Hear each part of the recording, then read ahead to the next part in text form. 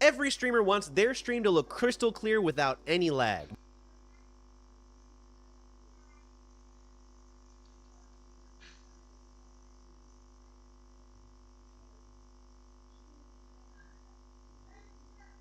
The only problem is the settings are super complicated and hard to understand for normal people. So that's why in this video, I'm gonna reveal to you the best stream settings to use in OBS Studio that turned my stream from being a laggy PowerPoint presentation that had me looking like a Minecraft character to a nice, smooth, crystal clear professional stream. And the reason why most people don't get their streams to look this nice is because they don't know the exact settings to use. So whether this is your first time in OBS Studio or you've been streaming for a while, these settings will apply to anyone who wants the best video quality for their streams. First thing we need to do is open up OBS Studio. Duh, it's in the title. If you're wondering where I got this dope starting soon graphic, it's actually in my streamer starter pack, which is in the description below. But we want to go to the settings in the bottom right corner, so click on settings. And then we're going to actually skip general and appearance because it doesn't really matter. We're going to go straight to stream. Then from here, we're going to connect our Twitch account or whatever thing you're using here. So in this case, I have my Twitch account connected with this button. And a cool thing about connecting your Twitch channel this way is that if you hit OK, go to the docs tab, and now you can add your Twitch chat, your stream info, your Twitch stats, and your activity feed all in the dock here. So if you click on Twitch chat, it'll automatically pop it here, so you can automatically just see it in OBS Studio. Isn't that cool? But let's go back to the settings in the bottom right corner. Click settings. Then we'll go back to stream, and then we're going to want to uncheck enable enhanced broadcasting because it's going to allow us to change more settings. Then once you've done that, make sure to check ignore streaming service setting recommendations, because that way it'll use what we tell it to instead of what this tells it to instead, which will make more sense in just a second. So then hit apply, and then we're going to move to the scariest part, which is the output tab. But don't freak out, I got you guys. Go to the top where it says output mode and change it from simple to advanced, which I know is counterproductive to people wanting to keep it simple, but trust me. Then we'll make sure we're on the streaming tab, and then we'll make sure that the audio track is on 1, and so any audio that we say is on track 1 will be sent to our stream. Then for our audio encoder, keep it at FMM. The Twitch VOD track is actually a very useful setting, which will allow you to play copyrighted music on your Twitch streams without getting the little warnings or your VODs muted after. But I'm going to touch on this setting at the very end of the video, so make sure to stick around for it, because you don't want your channel getting in trouble. For the video encoder, if you're using a NVIDIA graphics card, you're going to want to use NVIDIA NVENC H264. And if you don't have this and you're using AMD, you're going to want to use whatever the AMD equivalent is. And if you don't have either of those, then you're going to want to use X264. But that's going to use a lot of resources on your computer, which might run into issues. The next important setting is we'll go to the encoder settings. We're going to change rate control to CBR, and we're going to change the bit rate to 8,000. We used to have it on 6,000, which is also very good bit rate,